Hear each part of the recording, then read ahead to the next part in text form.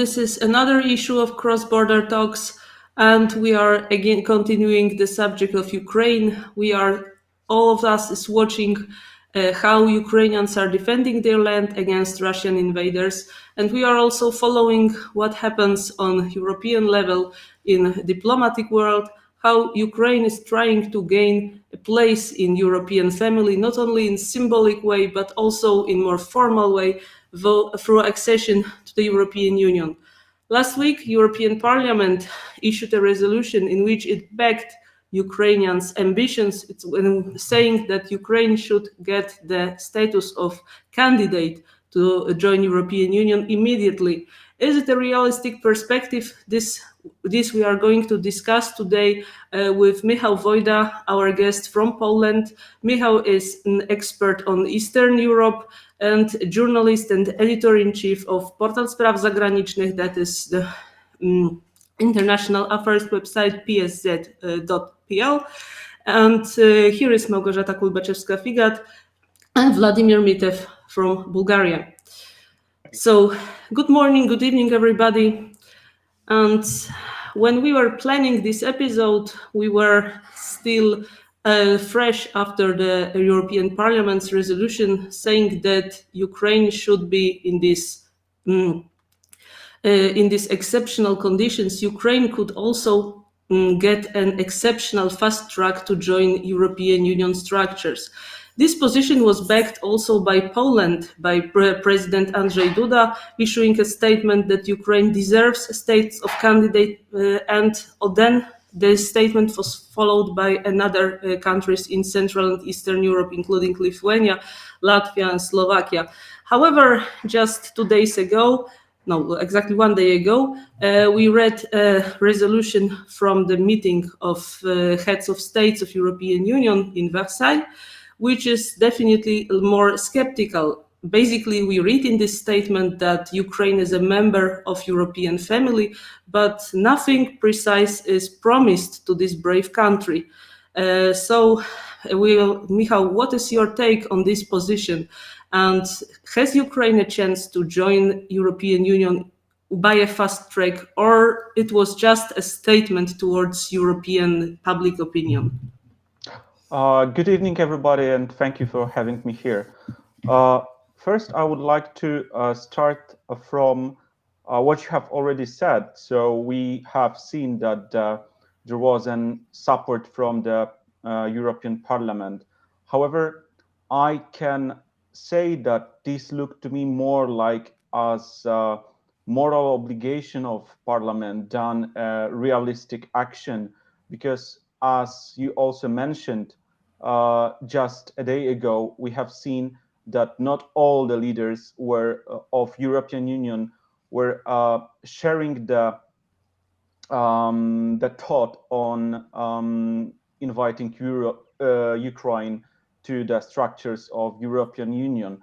And what we have seen actually were some words from the Prime Minister of Netherlands, Mark Rutte, stating that nobody gets to European Union overnight, and that this is a long-term process, if it is at all. So it was rather a very skeptical statement on how Ukraine can get into European Union.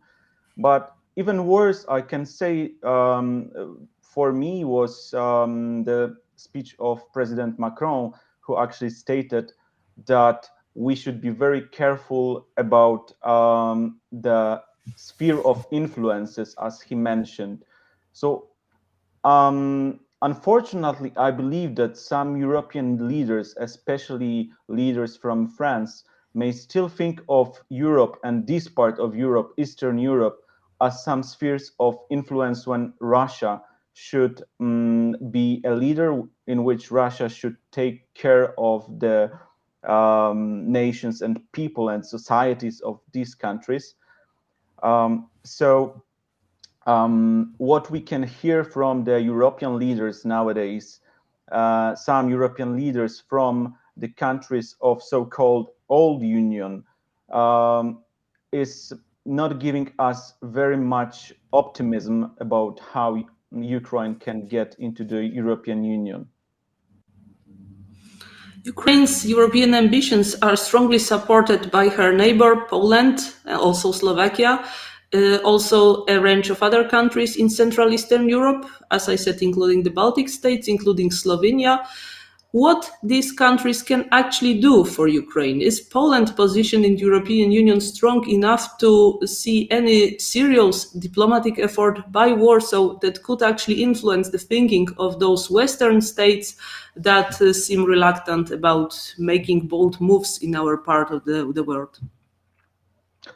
I would like to be much more optimistic here, but unfortunately, we should remember how Poland is outside of the core of the Union nowadays, meaning that Poland was outsided by the problems with the rule of law, etc.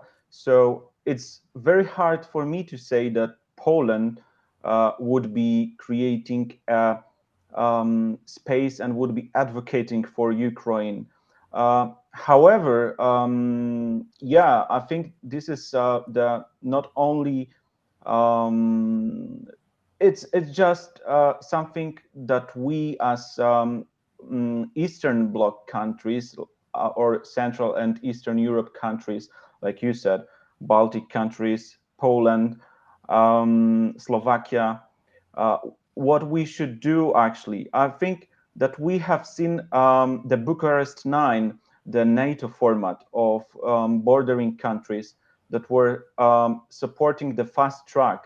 And I think that every effort and every pressure on so-called old union would be here very welcomed, and it is simply something that is needed. I don't think we have much chance to persuade this now, but I think as a long-term process of stating that we need Ukraine in the European family, in the European Union, is needed. I think what Poland was doing was actually initiating this Eastern Partnership that is nowadays not very active forum. However, I believe that we should think how we can make some forum that is really alive. And the platform for these might be, in my opinion, for example, Free Seas Initiative that ties the countries of Central and Eastern Europe, also Balkans.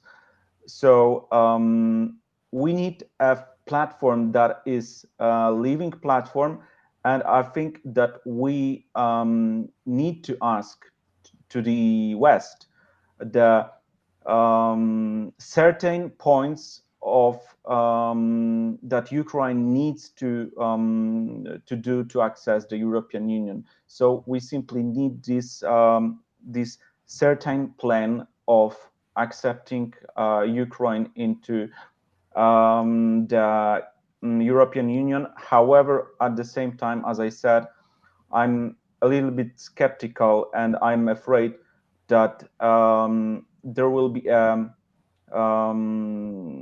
simply huge resistance in the old Union. So Germany, France, Netherlands, that's what I'm afraid now. Netherlands, also resistant to the big recovery plan after the pandemics. And is there any connection, I am wondering, between Netherlands being the leader of the so-called frugal countries of the European Union and its today's reluctance of accepting Ukraine into the EU? I think that, yeah, there is connection, of course, because we need to understand how Ukraine will be and is nowadays ruined after this war. This is a huge tragedy, and this is going to be a to have a huge impact of Ukraine's economy. And accepting such country as a member means huge need of investments to this country. So yeah, I know that for some leaders from Western Europe, this might be very hard to state that we need to pay for countries such as Ukraine. But again, this is I think an even moral obligation of the Western Bloc to say that we are united as a Europe. So I see this point, but even more than convincing Netherlands to such moves, even more difficult might be to convince countries like Germany that have big dependence on the energetic supplies from Russia, and there is a huge business on in the sector of energy that will be an issue actually for countries like Germany, because if we have a look, if we accept Ukraine in European Union, we will need to guarantee Ukraine the energy supplies, and this might be a problematic for Germany and for the green green future of European Union. I say this might be problematic for Germany, not because we don't have an assets to help Ukraine in this matter, but I think we have a very strong lobbying in countries like Germany that is actually not allowing us to change the situation.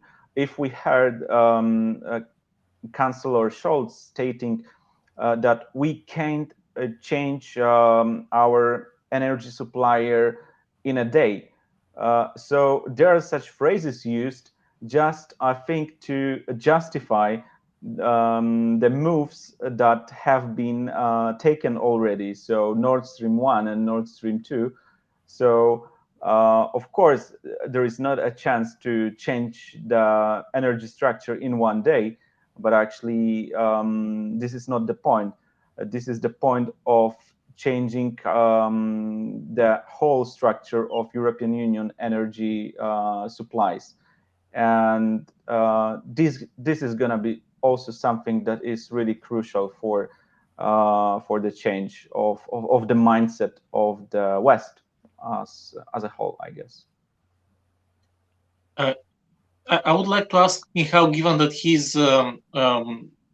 has a lot of experience with financial affairs, having worked for some auditing companies, etc., financial institutions. Can you further expand the analysis on the economic consequences of what is going on in Ukraine right now? You already mentioned the energy issue, and in this regard, I think it's not only Germany which is too dependent on Russian gas, let's say, or Russian energy resources. Bulgaria or other countries of Southeastern Europe have also this dependence. So that might be an issue which really requires some time to be tackled. And also there is a refugee dimension of the crisis, with Poland hosting more than 1 million Ukrainian refugees. And of course, there is the sanctions issue.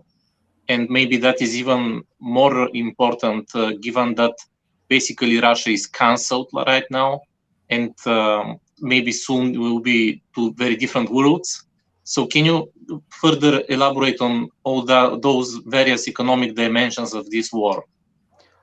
Yeah, so maybe starting from Ukraine, we heard something already that the war already costed Ukrainian about 100 billions of dollars in terms of economy. I'm not really much sticking into the numbers here because I think it's very hard to calculate this that way, and the problems in economy will not be calculated by GDP only, but also by the people leaving Ukraine, maybe forever. As you mentioned, lots of refugees in European Union already. So Poland, Hungary, Moldova, these countries that are neighboring with Ukraine mostly. nowadays are hosting the biggest part of Ukrainian refugees. So, of course, there is something that we cannot even imagine nowadays, the scale of destroyed towns that will need to be rebuilt. So the issue will be calculated actually by the real problems of Ukrainian people, even after war. So even if the war stopped today by some miracle, Ukraine would face the completely devastated towns. So actually, when I'm seeing these pictures, I think that Ukraine will be in front of a huge action of rebuilding the towns, as, for example, Poland was after World War II. And this is something that's gonna take most probably, unfortunately, most probably years, not months, not days, but years. So it's hard to predict the exact losses to Ukrainian economy, but we have the certain perspective of years of rebuilding the state in terms of public services as well. There is also a huge cost, as you mentioned, for the countries that are accepting the refugees, like Poland is nowadays. And mostly we are now having the private sector involved right now. So non-governmental organizations, private businesses helping people, and also private, just individuals helping the people from Ukraine. But it is, of course, impossible that only these organizations, only private people help refugees in the long term. So a country as a public administration will have to step in, and this will of course be a cost, and most probably European Union will have to help countries that accepted refugees with the funds to support these people, because these people have many times no place to live. The children needs education. So it's very hard to say, actually. Nowadays, I think we are unable to predict the scale of the help that it's going to be needed. But it's going to be huge, of course, in terms of public services as well, in terms of employment of these people. I don't think we are now able to absorb these people into the Polish work system. All these people. I mean, some, of course, they might help our economy, but of course, we will be facing this as rather an issue, that's something that helped us, because we have already accepted around 1 million people from Ukraine that are working here, paying taxes, and they are not refugees. These are the people that came to Poland before the war, and they just came for work. So the market is also limited, and we don't know how it will react nowadays, how long the war will take. So we have lots of questions here. And going to Russia, I think that new sanctions will be imposed in time, and they are imposing almost every day. We hear something. I believe that this is already visible, that we can see the empty stores in Russia. We can see Russian people disconnected from the internet services, the companies actually flooding from Russia, Western companies. So a lot of investment losses for Russia. But the, let's say, atomic power for these sanctions would be a complete cut down on the SWIFT system from Russia. That is not yet happening. So the banking system that will allow Russia to transact with all other countries in the world. Without this system, Russia will be probably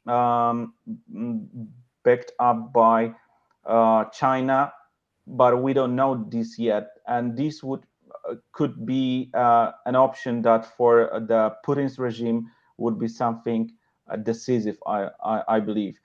The Western countries, I think, still believe that this crisis, this war, actually, we should state this is war, may end without the biggest sanction nowadays, that is cutting Russia totally from the SWIFT system.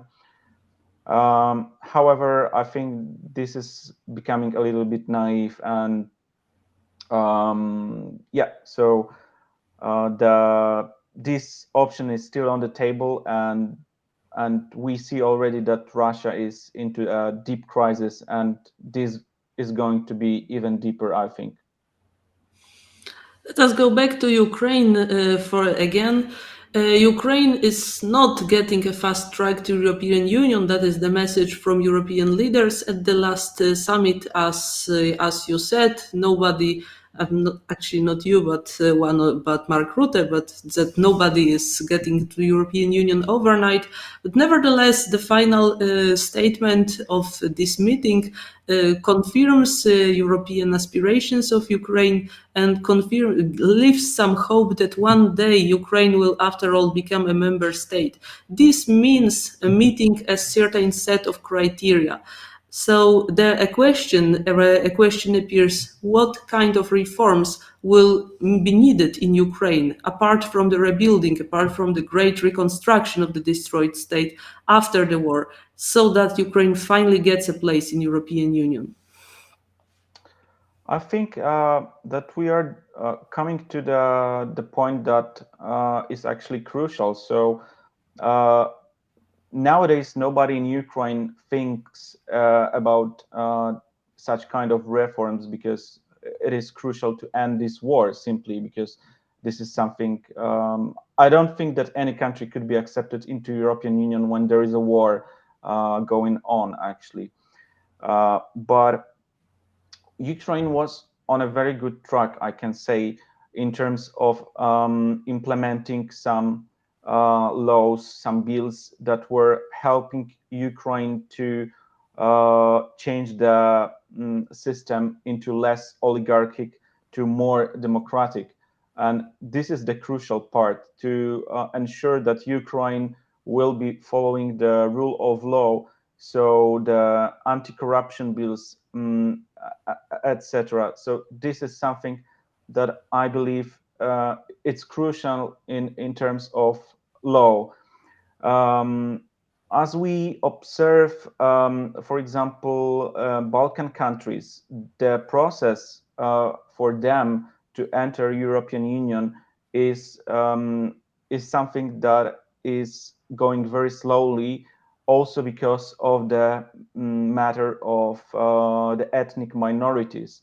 We should remember that in Ukraine there are also some ethnic minorities, which laws must be respected, that Ukraine is accepted to European Union. And I believe there is not a big issue on that in Ukraine. However, there are countries like Hungary that may be having certain obstacles regarding the rights of minorities, especially in Zakarpattia region of the country.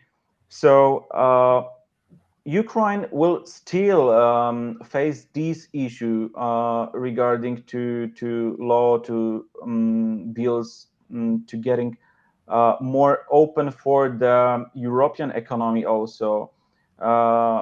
Ukraine was a very good track, and it was stopped somehow by the war, because when there is a war, nobody thinks about economy. Everyone thinks about survival. And I believe that after this war, and hopefully let it be soon, Ukraine will face the issues of accepting European laws into the system.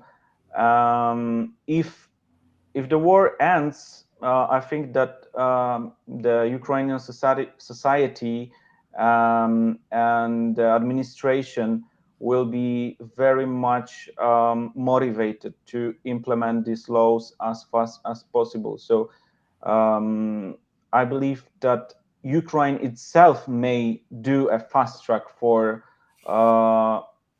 herself. However, yeah, we need to remember that fast track as such, there is no such term from the legal perspective in European Union. So there will be no exceptions, I believe, for Ukraine. So European Union will not accept Ukraine without Ukraine making certain moves, accepting certain rights. Michał, just 2 days after Ukraine applied for fast-track membership in the EU, Georgia and the Republic of Moldova also followed and applied on their own. Could you possibly comment on their own status of candidates and what is realistic with regard to them? They have been applying some reforms in judicial or security institutions. They have been doing some steps forward, but also they have, or both of them have frozen conflicts. So what's your take on that? Yes, thank you for bringing this up. I think that this is also important to see that there are other candidates than Ukraine, and they are also making certain reforms to get into this European Union family.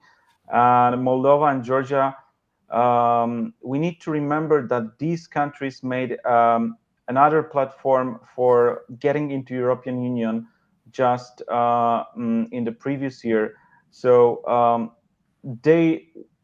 Ukraine and Moldova are the most advanced countries in terms of implementing European laws and changing their systems to be accepted.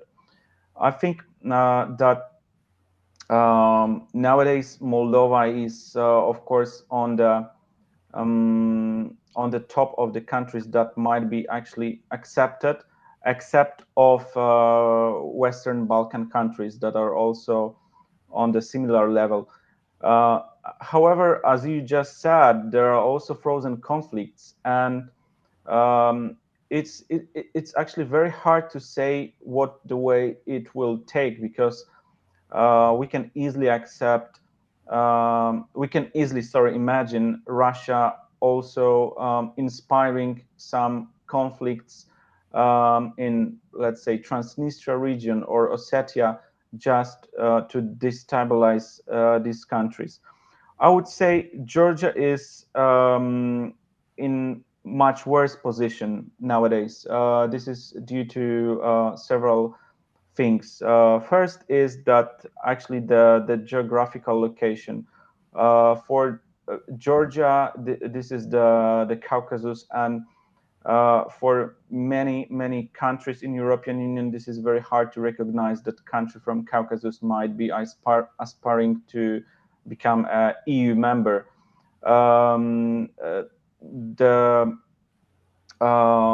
Georgia has the border with Russia, which is also problematic from the point of geography.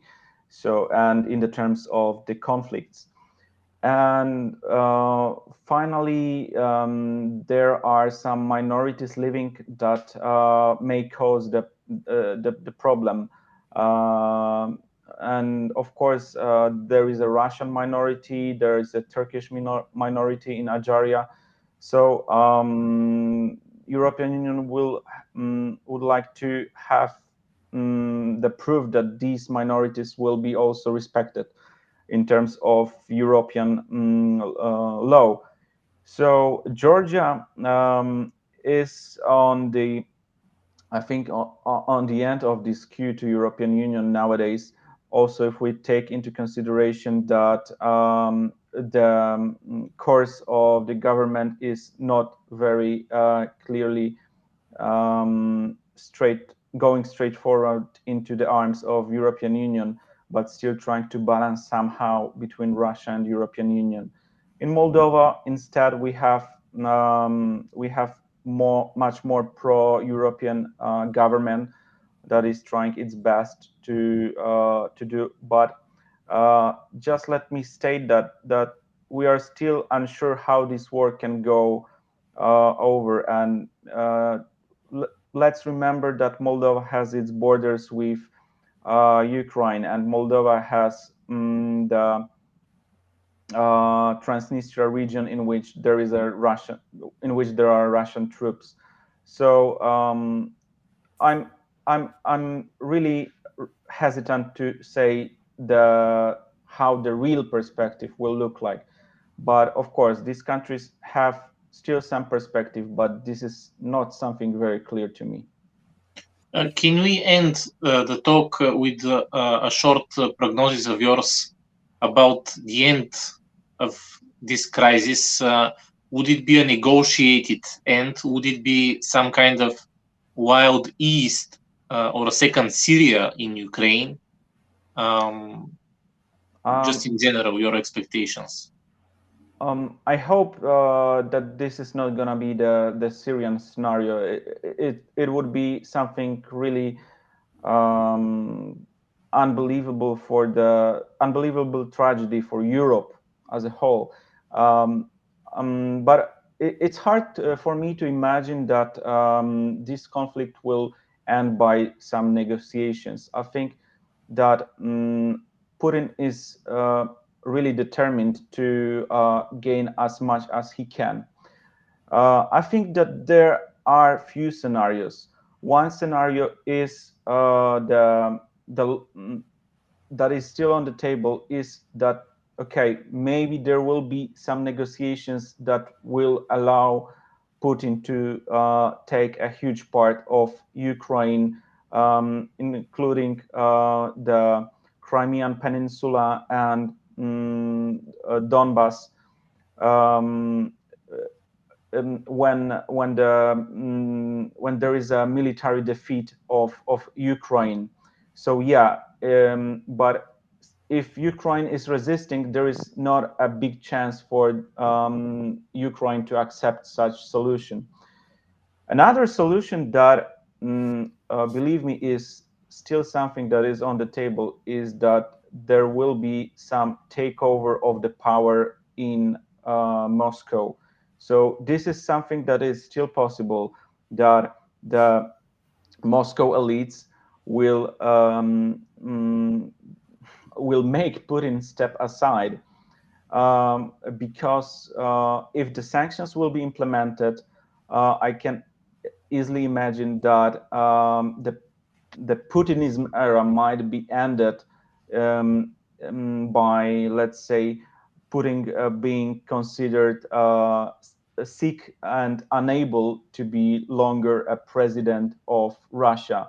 And then we can have some reset that we knew from the past, in which Russia is coming back from Ukraine. But the problem is that it went so far that even if we have some reset with Russia, it will be very hard for Russia, for Russian people, for Russian society to accept the military defeat in Ukraine. But these options are on the table.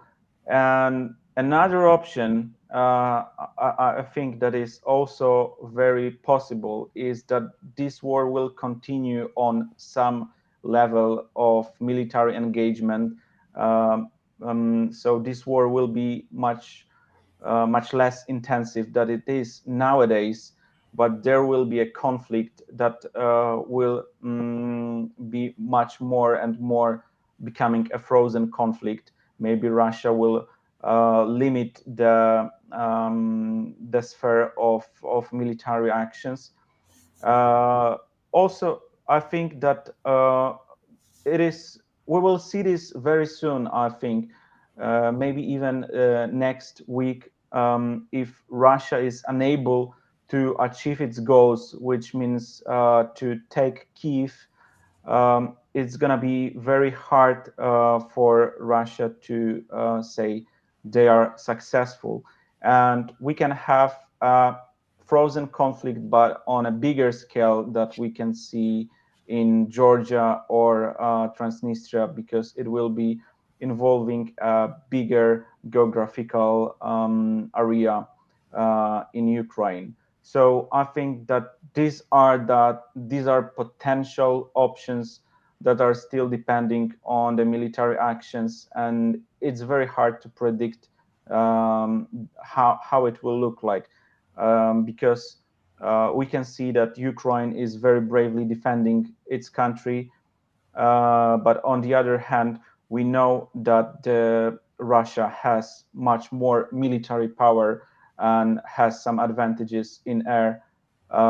So it really depends also on the sanctions, on many factors that we are unable to say now. But these possible scenarios, I think they're on the table.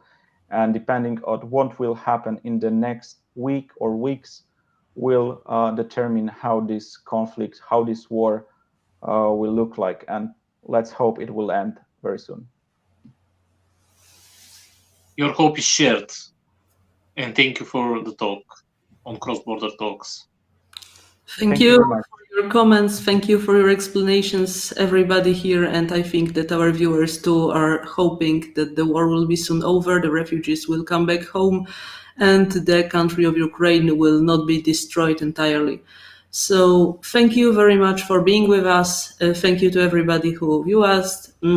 We invite everybody to subscribe to the Cross Border Talks channel, and see you again.